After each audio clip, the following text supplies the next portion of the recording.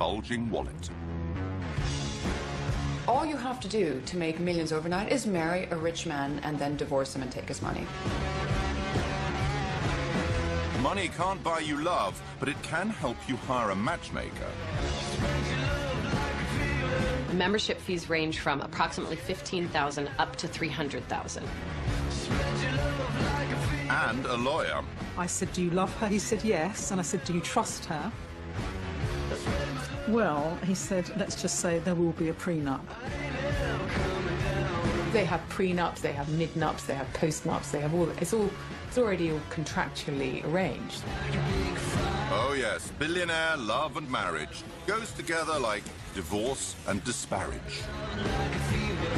Man will marry and then be taken to the cleaners, and then marry again and be taken to the cleaners. Don't even think about getting married. True love is definitely possible if you're very, very rich, but not if you base your relationship on your status as a rich person. Love is a battlefield even for the mere mortal, and the billionaire has so much more to lose.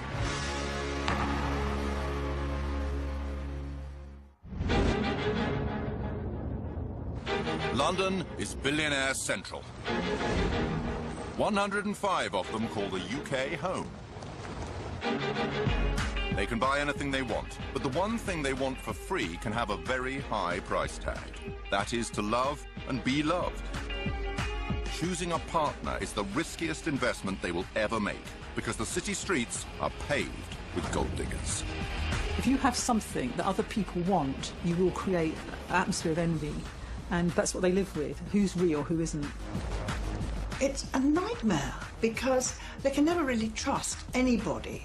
They're always feeling that they might be exploited by gold diggers or people who don't think they're gold diggers but actually turn out to be gold diggers in the end. 89% of those with a net worth of over £100 million are men, so the odds of success favour female gold diggers. Most of the overnight millionaires in the UK are women who married rich men, and within 5 years, walked away with 50 million. Men being men, they are attracted to a good-looking girl. For them, it's equivalent to a woman having a particular designer luxury handbag. Their major accessory is what they have on their arm. Following a few top tips can make becoming a rich man's arm candy a piece of cake. You do have to look good, but less is more. And to look elegant is more important than to just show it or, have everything on display. If you want to nab, a male super rich man, the first thing you do is you have to hook him on sex. And when a man is absolutely deliriously, sexually high, he's unlikely to ask for any sort of financial arrangement, because it might put you off sex immediately. You do need to have a certain amount of intelligence, so you do need to read the newspapers or keep up. But at the same time, don't keep giving your opinion. Always be a good listener, because if you're a good listener and always agree to everything, well, you get on a lot better with men, I find. Rather than having a two-way dialogue, conversation, flirting, thinking how they can make the other person feel good, they're often only able to talk about themselves. There's one way the super rich man can guarantee a beautiful woman will hang on his every word. Reward her. There are plenty of websites designed to help. You can have all the money in the world, but if you don't have anyone to share it with, what's the use? And you use seeking arrangement for the billionaires. All they've got to do is click a couple of buttons and voila, you've got your ideal woman. Seeking Arrangement is one website that offers to bring together 700,000 sugar daddies and 2.6 million sugar babies. A sugar daddy is usually an older man who works as a CEO, executive, clearly has additional income to spend on a relationship. And a sugar baby is usually a young, ambitious woman who is looking for financial assistance or nice gifts from a man to kind of advance herself, to afford herself the same lifestyle that he has. The guys on the site are very worldly, they've travelled. You don't get the riff-raff of society. I don't think I'm asking for too much. 100,000 minimum. I'm fed up with the scrounging men and the layabouts and the guys that are really not ambitious. Former sugar baby Helen Croydon used seeking arrangement for 3 years. There's a tacit agreement here that it is the girl who's going to slot into the man's busy life. They can say things such as, you know, I only want to see you during the weekends. Which I think is a very honest way of saying, I haven't got the time or the emotional capacity to invest in a full-time conventional sort of relationship. A lot of the guys will offer you know, luxury gifts, so perfume or designer handbags, could be shopping trips, help with your rent as well. The nicest gift I received has to be this Cartier diamond ring. But presents from super-rich men can shift to cold cash. I remember there was one man, and he'd always insist on buying me something fabulous, and I didn't really need anything more, and I'd always go and take it back and then just keep the money. And I think he eventually realised I did this, and he said, oh God, why didn't you say? I'll just give you the money. The form of financial assistance usually comes in a monthly allowance, and the average monthly allowance is about £3,000. One day I did accept cash, and it was, you know, 2 years actually of me questioning the morals of that and thinking, oh my gosh, girls like me don't do this. The media has been quick to judge these relationships and say that, oh, well, all these billionaires are just paying for high-class prostitutes. For an escort, you pay them to leave. For a sugar baby, you're paying them to stay. But are sugar babies just expensive arm candy, or is there more involved in keeping a rich man sweet? I think just like anyone else, they had a need, a sort of a romantic need to spend some intimate time with one person. Sex is part of that. It's not about having sex with somebody and getting paid for it. It's about providing a certain relationship and having the chance to share their wealth. There was one man who I had dinner with once, and he said that the reason he had these sorts of compensated relationships was because it was cheaper than getting a wife. Coming up. So nice to meet you. How the services of a matchmaker can save the billionaire bacon. If you're sitting across the room from a gold digger, trust me, they tell you that they want a man with money. So it's very easy for us to screen out gold diggers. And just married. Subject to contract, of course. For the super rich, it can be incredibly important to have a prenup. It's not exactly Fred Astaire and Ginger Rogers romance time. We're talking serious legal agreements. It's the one thing that makes you feel absolutely sure that you're being married for love. Oh, thank you. Billionaires can buy pretty much anything they want, except the big one, true love. Yes, gold diggers and sugar babies flock to date them, expecting their gift and hoping to marry them, perhaps. But real love is elusive. It's no wonder that some billionaires are prepared to spend hundreds of thousands of pounds on the services of matchmakers to keep ne'er-do-wells at arm's length. If you're sitting across the room from a gold digger, trust me, they tell you that they want a man with money. So it's very easy for us to screen out gold diggers. Based in San Francisco. CEO Amber Kelleher and her team help the super rich, both men and women, stay safe while searching for love. They can't go online because once you put who you really are, you can be searched immediately. You can go onto Google, you can find out someone's income. To not work with a professional matchmaker it's a no-brainer. We have 2 new elite clients that are on hold together and exploring a relationship. So the billion-dollar question, how much does it cost to keep gold diggers at bay? The membership fees range from approximately $15,000 up to $300,000. It depends on how many offices you want working for you, how many countries you want. We have 10,000 on average people apply per year, and we work with 200 of them. We have a phenomenal woman that's come on board. She was referred by one of our most important relationships. Amber's small, carefully selected client base has equal numbers of men and women. But although women make up just 10% of the global super rich, they represent 80% of those applying to be taken on by Amber. That could be very shocking maybe for people to hear. You think, my goodness, don't you work for all the wealthy men? We would if they were smart enough to call us. But this is Carolina, and how do you pronounce your last name so that I don't... It's complicated. Carolina Zaziniak. What are 2 things that you can share with us that you're excited about Carolina is a former professional tennis player who started a couple of businesses and then invested very wisely. Sometimes I'm wondering if the men that I'm dating are more interested in, what I'm worth, or some of the contacts that I may have. There's always that wonder if they're interested in you for the right reasons. It may be deemed socially acceptable for a super-rich man to marry a beautiful, younger and poorer woman, but it's not for a super-rich woman to do the same. So, the pool of potential partners is significantly reduced. Is it that we know the gentleman first that appeals to you, or just the fact that maybe you're no longer in charge of your dating life and we're taking over? Nice meeting you. Nice to meet you.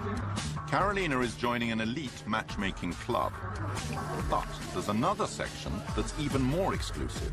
Well, we have what's called the CEO Club, and just 10 people per year are able to become part of this elite group. And they pay $150,000 to be part of the group, and then there's a success fee that matches that.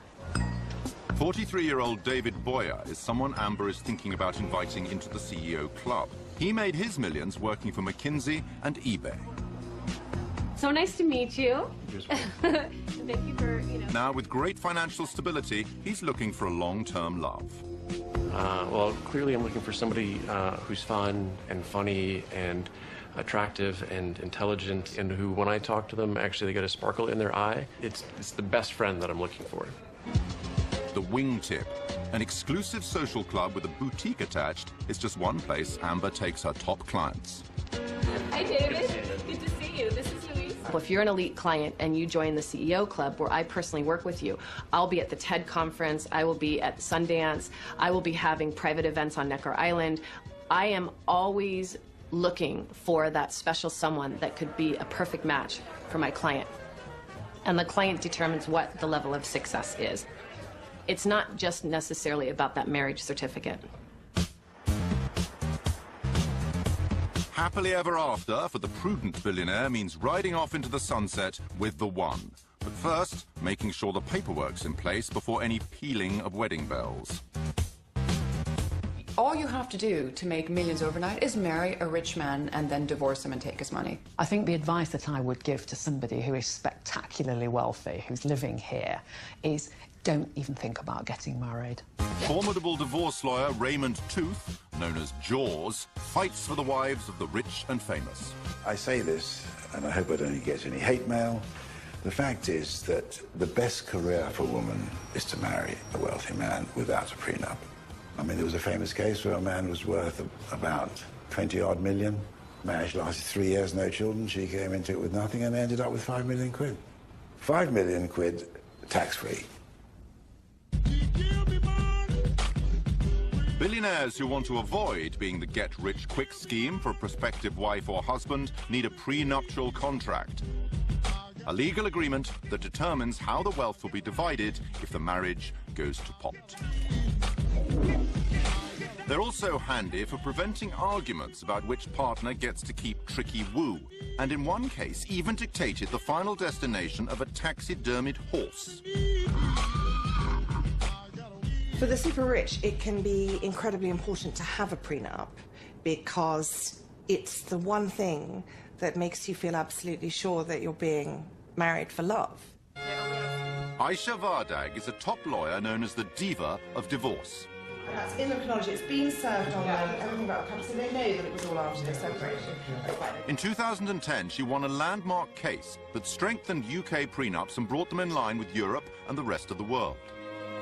So, as she marries for the second time, she's practicing what she preaches. The happy couple have already gifted themselves a prenup. We both wanted to organise our affairs so that in the event that we parted, what we had built up beforehand was safeguarded for our children from our previous lives. Like all blushing brides and grooms, their wedding day is a celebration of pure and undiminishable love. And there's a lawyer's flourish, too. To be really, really sure their prenup is watertight, they are signing it post-nup in front of all their guests. There are lots of things that people don't want to talk about money, they don't want to talk about problems, they want to sweep lots of things under the carpet. Having gone through and dealt with all of that, we felt made our marriage much stronger. Oh, thank you. So that was why we had the post-nup then and there, along with the cake, really to celebrate the fact that our marriage was very much a partnership of equals. But when it's not a marriage of equals, prenups can have a nasty habit of accelerating divorce. If you start analysing what is going to happen when your marriage breaks down, you kind of almost inject into your marriage a kind of death wish. I had a client recently, he's met a younger woman, he's been divorced. I said, do you love her? He said, yes. And I said, do you trust her? Well, he said, let's just say there will be a prenup. So you have all the lawyers come in already before you've even started the relationship, dividing out who would have what, and you're only getting this. So, you know, if you do this, if you're unfaithful, you're not going to get this. You know, it is all mapped out before, and I just think that there goes the romance out the window. In the billionaire world, hanging on to your riches often means jettisoning the chance of romance. Not for American comic Roseanne Barr. She was so in love with Tom Arnold before their 1990 wedding that she fired her attorney for suggesting she sign a prenup. When the couple divorced 4 years later, Arnold left with $50 million. But if love doesn't last forever, neither, it seems, do prenups. General Electric's CEO Jack Welch's prenup had a sunset clause, which meant that after 10 years the prenup was invalid. As soon as this clause came into effect, his wife Jane took off with $150 million. But most of the time, with a prenup in hand, the billionaire is reasonably safe to put a ring on his fiancée's finger without chancing his arm. Coming up, the breathtaking weddings of the super rich. There was a wedding recently where the total dress bill was £16 million. A few weeks ago, we did a wedding where, for 50 guests, the bride wanted 13 wedding cakes. And the harsh come down as the reality of being married to the hyper-wealthy takes hold. What I usually see is that nobody is good enough. Things are not perfect enough. And the amount of unfaithfulness, not just by men but by women, is extraordinary.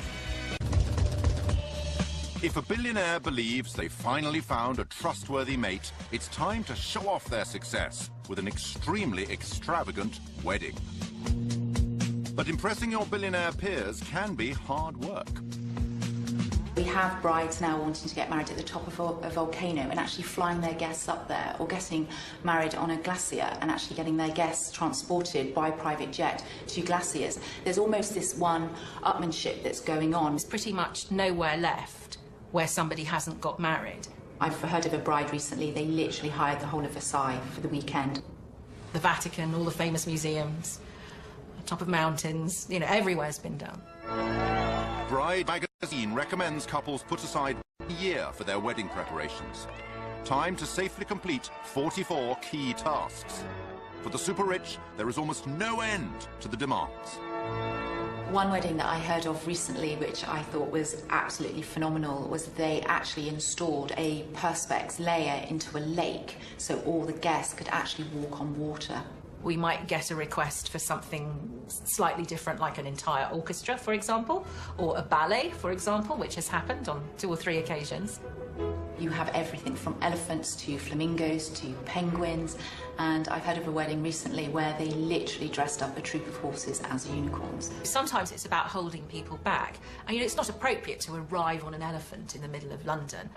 Wedding bells, wedding bells. The biggest show of all is the wedding dress. There was a wedding recently where the bride herself and all her bridesmaids wore Vera Wang bespoke, and the total dress bill was £16 million. As the average price of a London home is £500,000, these dresses would buy 32 addresses in the capital. The super rich certainly have their cake and eat it. I think one of the most incredible cakes I've ever made was an 18-tier cake. The cake ended up being about 8 foot tall. It had about 10,000 sugar flowers on it. And that involved 6 people working constantly on that cake for a month. The most expensive cake we have ever commissioned cost us nearly £46,000. Mainly to do with the fact that we flew the cake maker and her kitchen to another part of the world. We've certainly used edible 24-karat gold a number of times on our cakes. It really doesn't taste of anything. And it's just very decadent. I think it's the sheer opulence of it, the fact that you can eat gold. So, cakes are worth their weight in gold, but they're cheap compared to the cost of hiring a platinum-selling superstar. Enrique Iglesias, for example, we were asked to get him on a Monday for a wedding on a Friday. I heard recently that Michael Bublé played at a wedding for £1 million. The demand for these performers has gone up. Their price has gone up, so it's now stratospheric money. And then when they turn up, they're not going to do 2 hours, they're going to do 20 minutes. It's hard work being a guest at a super-rich wedding. Now there are weddings that are lasting literally 7 to 10 days, involving, thousands and thousands of guests, several days of feasting. Those can be quite challenging, and they can be quite tiring for guests, because eating fabulous food and gorgeous champagnes and eating lots of seafood and caviar, it can get quite weary for people. But there are rich pickings to perk up the guests, who can expect a little more than sugared almonds. There was a groom and bride who wanted to do an amazing gift, and they gave each one of them a Rolex watch. And so the Rolex watch was incorporated into each of the bouquets for these 500 female guests. I think the most opulent or extravagant gift we've ever seen given was a small wedding for a group of Asians, there were 22 of them, I think, and they were all given the keys to a car. £18,000 is the cost of an average British wedding. For billionaires, that could be the cost of just one goodie bag. I think you could take the Kim Kardashian wedding and actually triple that, times it by 10, and I think we would still not get anywhere close to what the super rich are doing right now. Kim Kardashian's wedding to Kanye West is estimated to have cost $10 million. It would have taken 8 of these to add up to the most expensive wedding of all time. As far back as 2004, Venetia Mittal and Amit Bhatia managed to spend $78 million. 12 Boeing jets were hired to fly guests from India to France. Festivities went on for 6 days, but after less than 10 years together, they separated. A result that wouldn't surprise the researchers, who in a recent survey of 3,000 couples found that the more spent on a wedding, the greater the chance of divorce. Money makes life easy. Being ultra rich, I don't really know how easy that is. I'd like to see how long those relationships last. A dream wedding becomes a nightmare marriage, especially fast for the bride who discovers her groom is not the man she thought he was. A couple were set up, and she went and Googled him, and basically saw a slew of businesses, net worth, rich list, and said, okay, great. Anyway, they were married within a couple of weeks. Anyway, it turned out that she'd Googled the wrong person, and that there was another person with exactly the same name who did exactly the same. It was a very, very common name. And by the time she found out that she'd married the wrong guy, she was married. So anyway, that marriage didn't last very long. Problem 2, a successful fortune hunter may want an early return on their investment. In a relationship of billionaires, obviously all the hard work happens before the marriage. Now, in ordinary marriages, the relationship, the courting is the fun bit. You're in love, you're having a great time. The work comes in when you get married. What I think is different amongst the billionaires and the super rich marriages is that that's when you stop working. You've got the bank account. If you walk away from the marriage, you've got what you wanted. If you didn't want the man in the first place, why invest any work into the relationship? Even the wives who married for love do well to live happily ever after. Sometimes they'll discover their prince has turned into a despot. If you have financial wealth, you can really get into things having to be a certain way. You know, there's that old saying, he who has the gold makes the rules. They can't understand that we might give them a boundary or say, you can't do this. And what do you mean you can't do this? I do anything I want, is the approach, you know. I am master of the universe. When they're in the office, everybody thinks they're wonderful. And when they go home, their wife think they're just the same as they always were, mediocre as all the rest of us. I've seen such thumping narcissism amongst very rich men that they do actually believe that they are fascinating. And as my husband often says, you know, the richer the person, the more they think their opinions are valid. The men that I've coached, they are people who have everyone say yes to them. So I might just want to go hunting and shooting today. Women have to fall into line. They're expected to be like add-ons to their lifestyle, so they're there when they want them and they're not there when they don't want them. At first, wealthy wives are happy to take a back seat if they've got a chauffeur in the front. But the joys of luxury living have their limits. If you have everything, you have housekeepers, you have nannies, you have dog walkers, you have personal trainers, what do you do all day long? The women get to know how to amuse themselves with shopping, spa treatments, surgery, holidays, girls' night outs, all the things that women might like to do. Women are not as happily employed during the day as they... They can buy anything they want, but the one thing they want for free can have a very high price tag. That is to love and be loved. Choosing a partner is the riskiest investment they will ever make, because the city streets are paved with gold diggers. If you have something that other people want, you will create an atmosphere of envy, and that's what they live with. Who's real, who isn't. It's a nightmare because they can never really trust anybody. They're always feeling that they might be exploited by gold diggers or people who don't think they're gold diggers but actually turn out to be gold diggers in the end. 89% of those with a net worth of over £100 million are men, so the odds of success favour female gold diggers. Most of the overnight millionaires in the UK are women who married rich men, and within 5 years, walked away with 50 million. Men being men, they are... Bulging wallet. All you have to do to make millions overnight is marry a rich man and then divorce him and take his money. Money can't buy you love, but it can help you hire a matchmaker. Membership fees range from approximately $15,000 up to $300,000. And a lawyer. I said, do you love her? He said, yes. And I said, do you trust her? Well, he said possible if you're very, very rich, but not if you base your relationship on your status as a rich person. Love is a battlefield even for the mere mortal, and the billionaire has so much more to lose.